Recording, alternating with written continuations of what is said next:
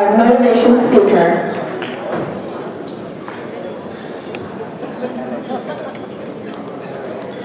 Ladies and gentlemen, it's my pleasure to introduce the next speaker. He will give the motivation speech. Once he stands on the stage, you know who he is and whose son he is. I will give you a brief introduction of Eric Wong. Eric is the managing director of Blue Ridge Capital, based in Beijing and New York. Eric is managing director at Blue Ridge Capital, where he is responsible for seeking and managing investment on behalf of the global investment fund. Prior to this, Eric advised multinationals on mergers and acquisition in China with Morgan Stanley. He has also authored Harvard Business School case study on emerging market investing. Outside of investment, Eric has advised the Lincoln Center for the Performing Arts and the Junior Achievement China on strategic projects. He currently serves as a founding board member of Bard College Conservatory of Music. As a cellist, Eric has served as principal cellist of Beijing International Chamber Orchestra and also had opportunities to perform in Carnegie Hall and Erie Fisher Hall. In 2012, he was selected as an Asia 21 Fellow by the Asian Society Youth Leaders Program. As an NJSGAS Youth Award recipient from 1994. Eric is honored to have the opportunity to share his experience with the new award recipients. Eric holds an AP and MBA from Harvard. Eric 今年跟往年不一样，他已经花了很多时间跟我们今年的 Youth Achievement Winner 已经有了很多的 network。我们现在热烈掌声欢迎 Eric。Thank you, Dr. Chung, for that very embarrassing introduction. Dear honored guests of the Mount Jade Association, Mr. Doug Hooker and his wife, Director General Dai, and most of all, the exceptional Youth Achievement Award winners this year. Thank you for inviting me as a speaker. It is an incredible honor to be back in my hometown of Atlanta and to have an opportunity to speak with the outstanding youth in our community. The talent show thus far has been absolutely impressive. I don't even know how to begin folding a fish. And I look forward to seeing even more talent later this evening. You know, it was about 20 years ago that I stood in the same position as the award winners this evening. Back then, even though the selection process was very rigorous, I was not nearly as accomplished or nearly as talented as the students who stand before us this evening.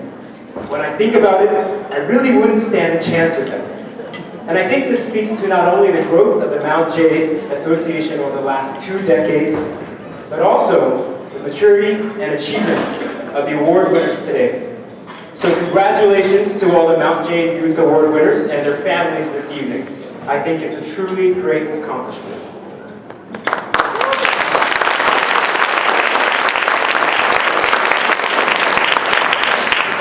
So as Dr.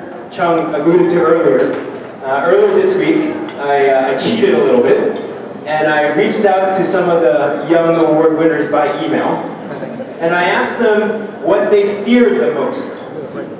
I wanted to understand what their mindset and what their concerns are, so that I might be able to give them something that could be helpful. And to be honest, their responses kind of surprised me.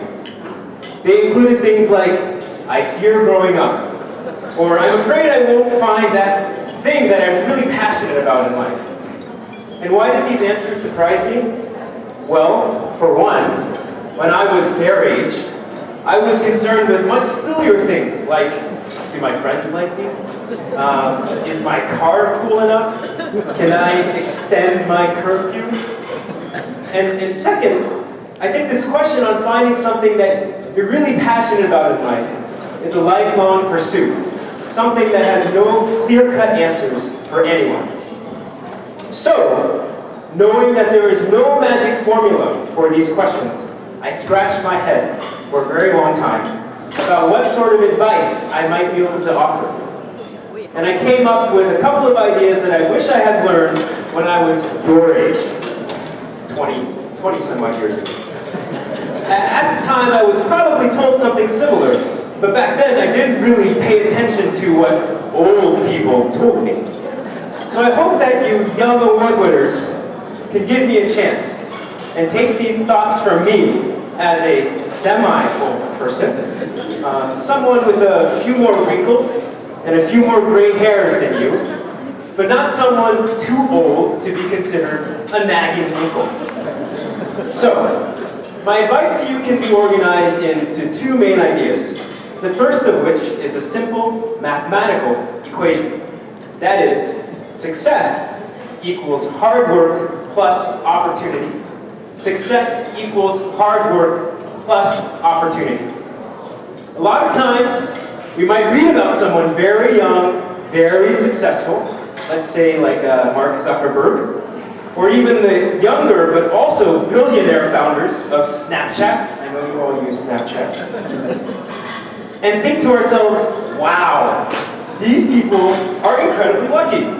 They're young, they literally have the world at their fingertips, and they have resources and an influence very early on in their lives. But make no mistake, people don't just fall into situations like that. The one thing that is consistent from one success story to another is a key ingredient called hard work. You just can't get where you want to go without it. My first job out of college, I was working in Hong Kong. The job title sounded really fancy. I was an investment banking analyst. But the big secret was that I worked on some pretty ordinary day-to-day tasks. For example, I was often asked to buy coffee, make copies, spend late nights in the office making more copies, and then waking up early the next morning to buy coffee again. So many times I thought to myself, is this what I actually studied economics in college to eventually do? Is this the thing that I'm passionate about? It was tremendously painful, and I was very tired. But I did everything I could to make sure I was the best at what I did. I took what was in the realm of my control, my tasks, and I put my best effort into getting them done. Whenever I felt tired or on the verge of giving up, I looked around me, I saw the 1.3 billion people in China, I remembered the 1.2 billion people in India, and the other billion people in Africa, and I told myself, if I don't work hard to get what I want, someone else in this world will. And that's something that's tricky about hard work. You know, it's usually the people who work the hardest who don't seem to work at all. These people, like Mark Zuckerberg, who seem to have gotten really lucky, or like Warren Buffett, who seem to just be unusually talented. But in reality, they work very hard. And you just don't hear about that hard work because it's more exciting to tell a story that's sensational and magical. So please, please, please, I beg you, put in the hard hours of work to get where you want. And don't try to cut corners getting there. If you want a flawless GPA, go to the library. If you want to make varsity swimming next year, go train. There's absolutely no substitute for hard work. Now, as an aside, one important part of hard work is finding the right people to coach you. It can never hurt to have a couple mentors to guide you through life. They can be a professor, they can be a music teacher, a coach, a parent's friend. As long as there's someone you trust, someone you respect, someone you can see as a role model for yourself. And be proactive about reaching out to them.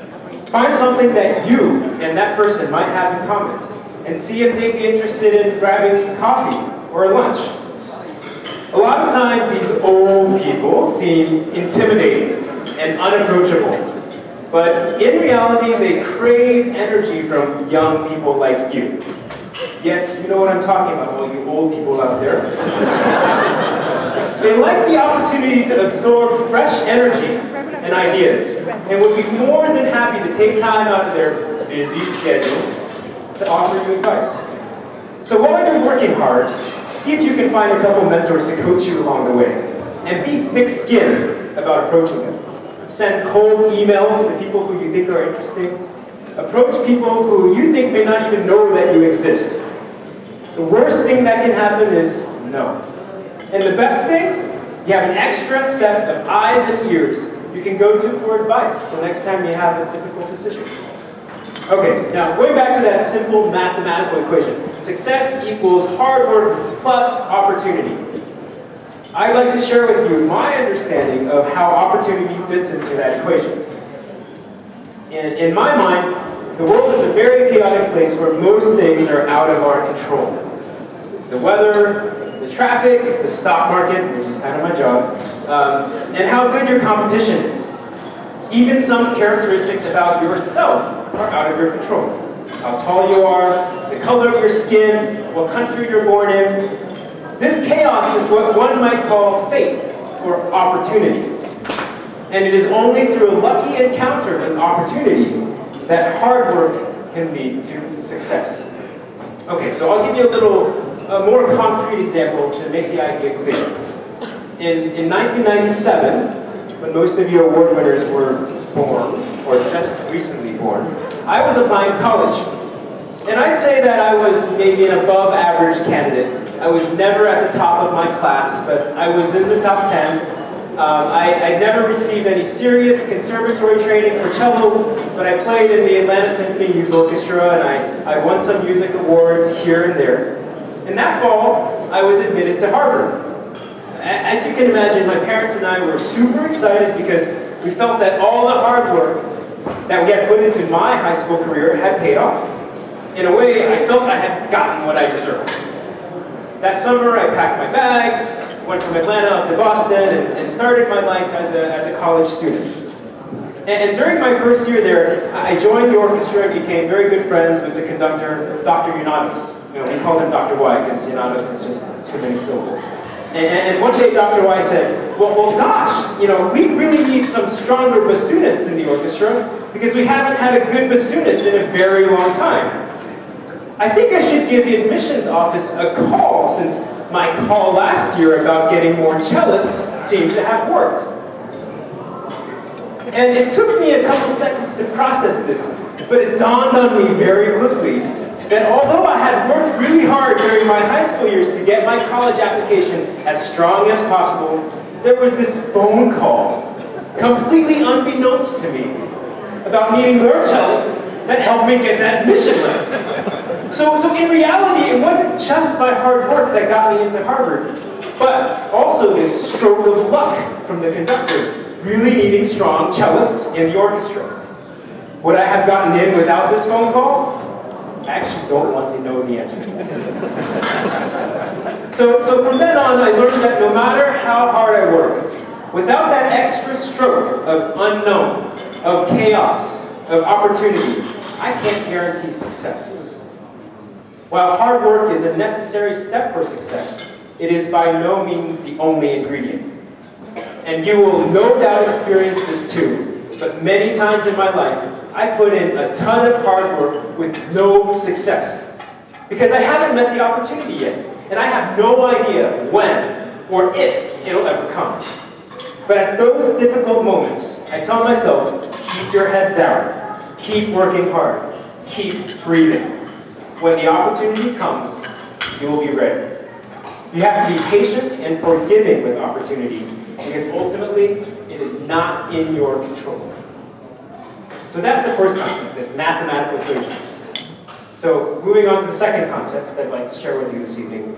It's not a mathematical equation, but instead it's a simple biological function. It's something that you're all doing right now, the act of breathing. What I love about breathing is that it not only keeps me alive, but in a larger sense, it keeps me balanced. I take a breath of oxygen in, I give a breath of carbon dioxide out.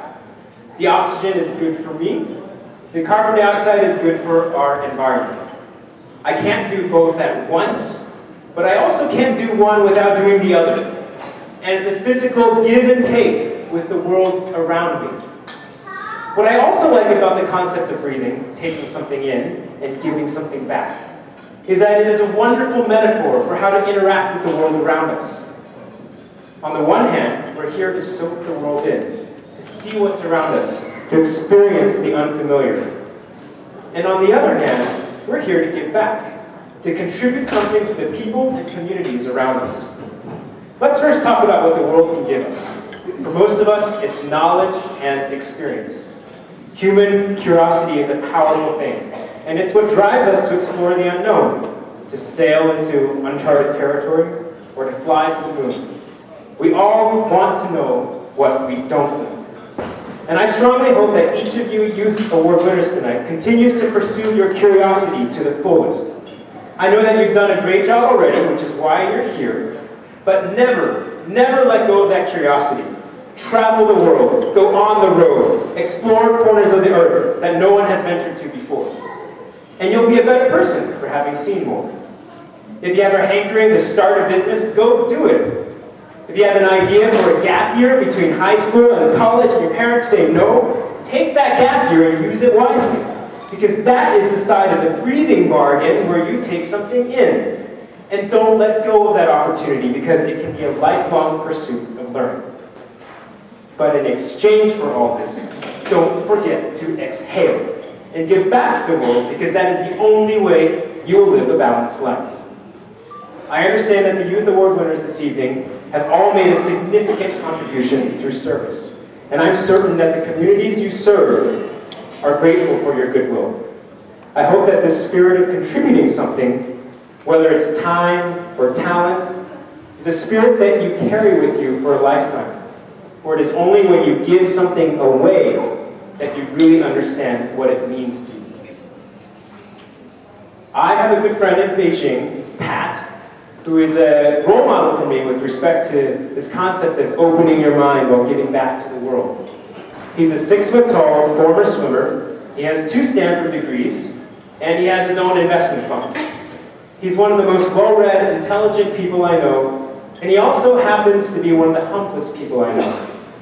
One motto that he lives by is, it's more important to want what you have than to have what you want.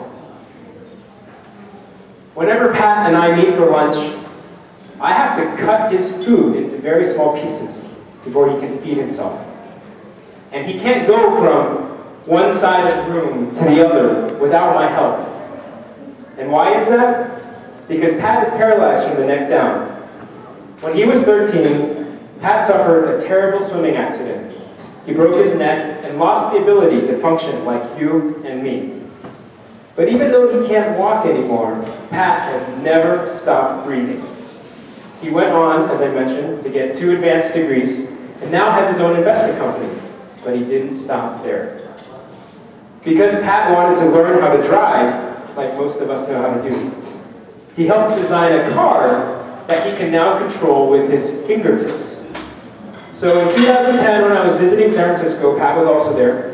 He picked me up from my hotel in his car, which we call the Pat-mobile, and drove me over the Bay Bridge, on the highway, all around town. He used his left fingertips to control the direction of the car, and his right fingertips to control the speed. And I was totally floored. I mean, here's someone who I have to push in his wheelchair from one side of the room to the other, driving a car very fast with no help whatsoever. So the rest of the drivers on the road, Pat was no different from anyone else. His tenacity for pursuing the unthinkable is inspiring, and he continues to expect to gain a lot from life, even though you can imagine how he could have easily lost all hope. But at the same time, Pat gives back in a way that is equally as powerful. After the accident, Pat's parents spent a lot more money rehabilitating him, taking care of him than they had expected. So during his high school years, his parents raised a foundation, a pool of donated money, to help fund Pat's education in the future. But when Pat got into Stanford as a senior in high school, he told his parents he didn't want that money. He thought that with his degree, he would eventually be able to pay for his tuition and that he'd never really go hungry. Instead, Pat thought that that money should go to others in need. So instead of funding his own education, Pat dedicated those funds to supporting the schooling of children in China. To this day, that foundation has supported education for countless students, and Pat's generosity lives on through this foundation even 20 years later. It is this type of hunger and generosity that I admire in Pat, and it is my goal to make this give and take with the world just as easy as the actual act of breathing is for all of us. Something I do without even thinking about it. Because when I can pursue knowledge and give back to the world just as easily as I breathe, I will have achieved a truly balanced and meaningful life. Similarly, I challenge each of you to be as hungry and as generous with life as Pat has been. So, for those of you Youth Award winners, I'm not sure if I've given you the solution to answering your greatest fears. But in case you want a cheat sheet for the tools I've discussed here this evening, here it is. If you're scared about growing up, rest assured that you'll never stop growing. I promise you that even the really old people in this room, the really old people, they're still growing up. They feel like they're still growing up. And as for finding a job that you're really passionate about, aim high, work very hard, and leave the rest to opportunity. In the meantime, just breathe in and breathe out, and you'll be fine just the way you are. Thank you, and best of luck to you all.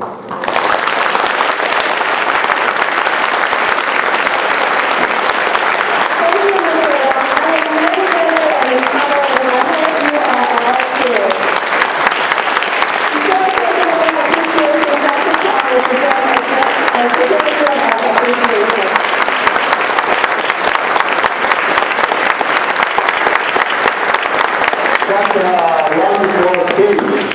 I think all the youth and all the people, we all learn something from Aaron. Okay?